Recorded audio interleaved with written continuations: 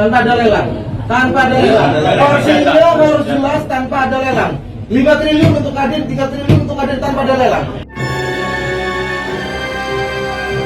Presiden Prabowo Subianto memberikan atensi terhadap peristiwa dugaan pemerasan yang dilakukan oknum pengusaha di Cilegon, Banten, kepada penanggung jawab pembangunan pabrik kimia CAEDC yang dikembangkan anak perusahaan Chandra Asri.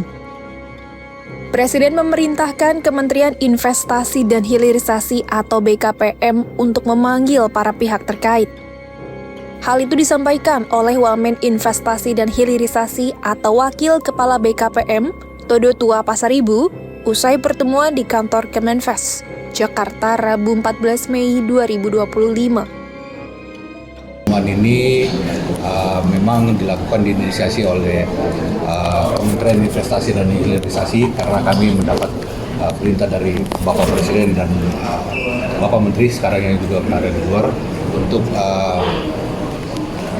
memfasilitasi terhadap kejadian insiden yang ada di wilayah Cilegon, Provinsi Banten terhadap investasi yang dilakukan oleh Chandra Asri Group dengan salah satu organisasi Kadin dalam hal ini, Kadin Cilegon.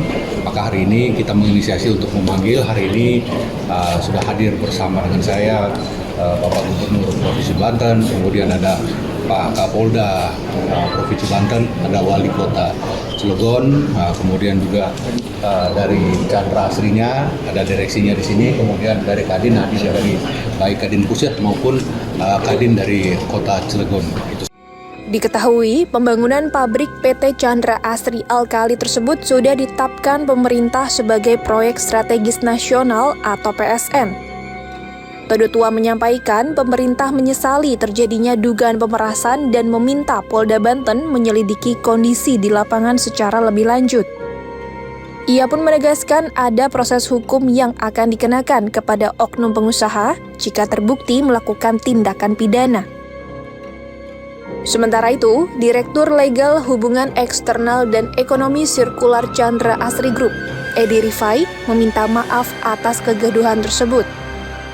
Edi juga berterima kasih kepada Kemenfes dan Hilirisasi atau BKPM yang telah memfasilitasi pertemuan dengan Pemprov Banten, Polda Banten, serta Kadin Indonesia pada Rabu 14 Mei 2025 sore.